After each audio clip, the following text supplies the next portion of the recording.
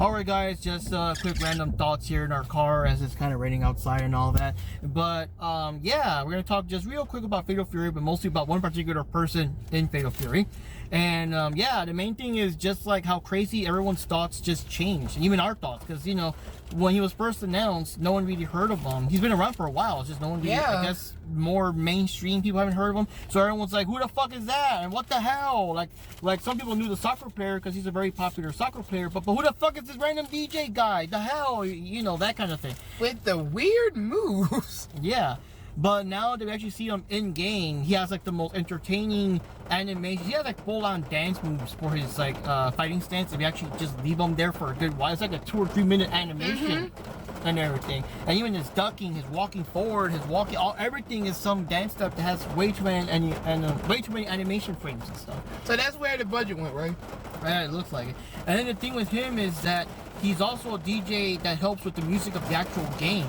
And the opening cinema, I'm sure you guys seen it before with the trailers and stuff, with the animated cinema has a cool remix of the original theme for Fatal Fury 1 whenever the two players are going against each other. Because you remember back in the day, you can actually have Terry, Andy, or Joe, two of them, go up against the computer at the same time. But the game is meant to be a one-player game. After you defeat, like, I don't know, Raiden or someone, then you gotta fight each other to see who keeps going. So during that particular part where you're fighting against Terry or Andy or Joe or whatever, they put that theme, and Ganacci actually remixed that theme, and it's fucking awesome. Going back to that, what you said about the first Fatal Fury game, isn't that how the original Street Fighter was too?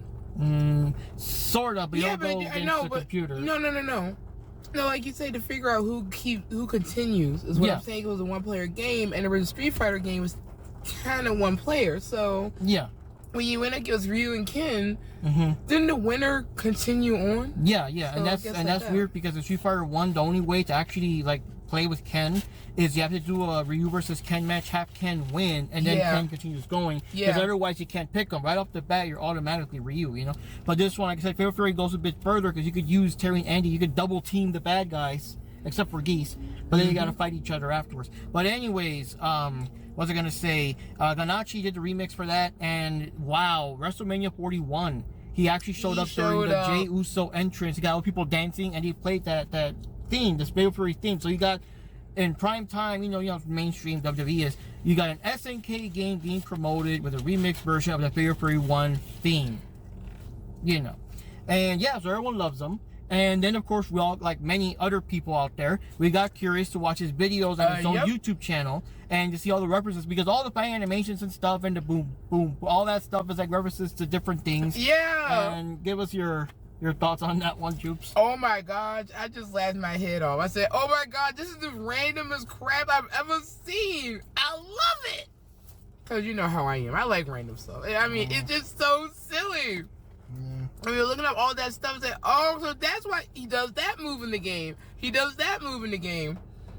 But the your mother thing with all the little dances in it, you see him doing the handstand with the kicking, with the you do the handstand kicking thing. Yeah. And that was from then. Also, when he does this little floating thing and he flies to you, that's in that one. Oh god. And I mean, they really I don't know, like, which came first, the chicken or the egg? I mean, how did they come up with these ideas? Yeah. And then the thing, I gotta say, though, making these car videos always make me kind of thirsty. Always good to have a drink, because making a car video, especially that we're kind of going into summer, without a drink, I mean, I would just call that another terrible idea, right? Yeah. But anyways, yeah, that video, the what was it called, the animal video, where they're like bopping, it makes no sense. No. The animals just show up, and the people are like bopping the animals. Horse. It's called horse. It's like do. Yeah, and then that's the thing, like the grandmother was like punching a lion or something. A lion. And that's why, I guess, like, an animal told Ganacci about it, so he goes there in a fucking giant shoe car to stop these people from beating the animals. And remember the punch that he was using on the grandma, he uses it in the game. Like one of his supers. And that was the thing, is that the grandma was punching the lion, so in the end he's punching the grandma and all that. And you notice that in the different videos, that grandma keeps appearing in different videos, and some of the other people we've seen here and there. And then we got the step grandma. Step grandma. That one. So this is also sad too, because obviously the grandmother might have like the memory thing, the Alzheimer's, whatever it is. So her grandchildren come over, and, you know, she has cakes and things for them. And she has to look at her pictures to make sure it's that they're her grandchildren. And she will let them in and they'll enjoy it. Ganacci's outside just looking. I guess he wants some of those snacks. So later on that night, he goes in there, goes by the house. Oh, he has a camera, but you know, he did it kind of magically, you know? Yeah. And he plays all the photos with himself. So when he show up, she looks at, oh, you come on in. And when the children show up, she's like, psh, I don't know you, and shut the door on. Yep. But here's the thing that's also interesting about that. It seemed like at parts, it's like maybe part of her kind of realized something was wrong. Yeah. But she couldn't put her finger on it until, what's the name's, all his little dancing magic knocked the picture off, even though he was just sitting there. He just has an aura. And he just knocked the photo off of the table in the living room. Then she realizes that, wait a minute, because you see that his picture was just put on top of her grandchildren. And what's name went to try to clean it up, and she put a gun on him. Yep. And then what's name got up, turned the couch over, for her under it, and ran off.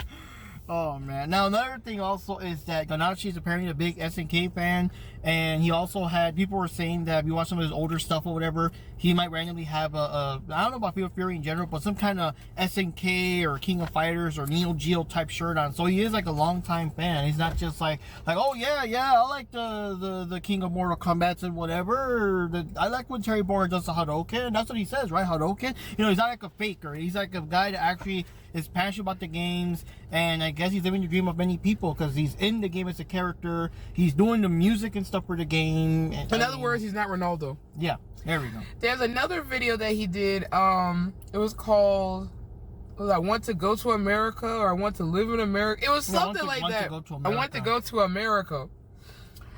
I had never seen it, and I started showing my mother some of this stuff, and she was like, because the first video she wanted me to check out, she saw was that I'm Blacklisted one. He was going around Tokyo just talking about, just saying random things.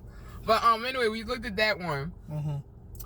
So for the premise of this video is that he seems to be at home with maybe his mother or something. They're trying to watch TV and nobody looks happy. He just stands there, you know, his little, and then he leaves. I forgot the setup, but he ends up flying to America.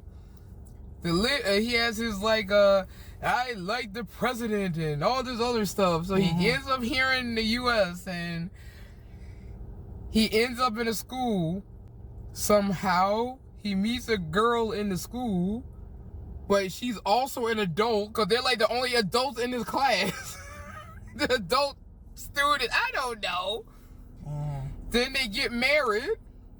Oh wait, it's like Saved by the Bell. They're like in their 30s, but they're playing teenagers, right? There you go. I don't know what this is supposed to be, but anyway, they get married.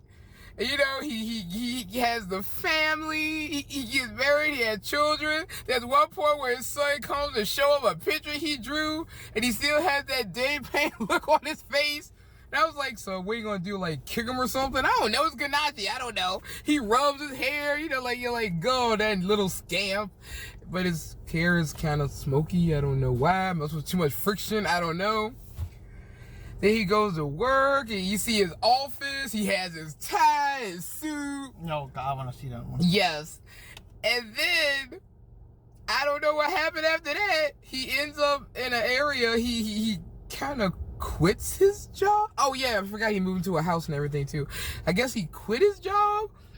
Then he ends up in this room that has like, you know, like I guess like a server room or something. It looked like an Ethernet cable or something. And he pulls it out and the whole power to the city goes out. The next scene, he's back home in his home country with the cord to plug it in that TV. So he did through all that stuff, I think, just so he has a cable. Oh God. And then he leaves and walks on water. Oh Jesus. Or something. Oh God. So anyways, guys, I think that's most of the thing for today, right? It's just Ganacci being crazy. We didn't really have any other topics. We just wanted to go into that because the biggest thing is just how everyone changed their mind. Now, of course, there are some people out there that are still kind of angry. They real people in the game. They're taking up slots. King. Well, that too, but or in general, Blue Mary, other Fatal Fury characters that are not based on real people taking up the slots, and all that stuff. But for the most part, everyone loves Ganacci now. Everyone's flipping out over the videos. I think that WrestleMania 41 thing really got everyone like pumped up and stuff. So a lot of opinions have changed. And I think it drove a lot of people to his channel now, because everyone's going to the channel to see the videos, like see what this crazy guy's all about and everything. I was one of them. Mm-hmm. I did it. I went there first. Yeah. Before he did, because I'm showing the way I saw. Yeah. So anyways, guys, this is Mark Rodriguez signing off, and this is me saying, check out his channel. Please look at it. It is the most randomest stuff you'd ever seen. But the thing is, some of the music, I like some of the music. No, it's all pretty rocking though. He's got like rocking like beats and stuff. Mm-hmm. That's the thing. He's like a DJ, so it's not like actual songs. So most of it is just. He's a DJ, cool, but he's also a music producer. Mm-hmm. So that so there's that as well. So yeah. So that kind of helps. But one question I do have, because this has been a criticism, I think. How do you feel the fact that this style of music, because it's not just him that's composing the music for this game, for Fatal Fury City of the Wolves, how do you personally feel knowing that it's this style of music for this game? Because, some people are like, they don't think it vibes very well because it is a fighting game and it's Fatal Fury. They expect something a little different. They've always had good themes, but, Yeah. Well, I mean, his themes are pretty, because Fatal Fury, at least with Doug King and them, they always had rockin' beats and stuff like that. I think it's not so much like his music, and his stage theme's pretty cool, and it goes, they say they love it because it goes with his animations.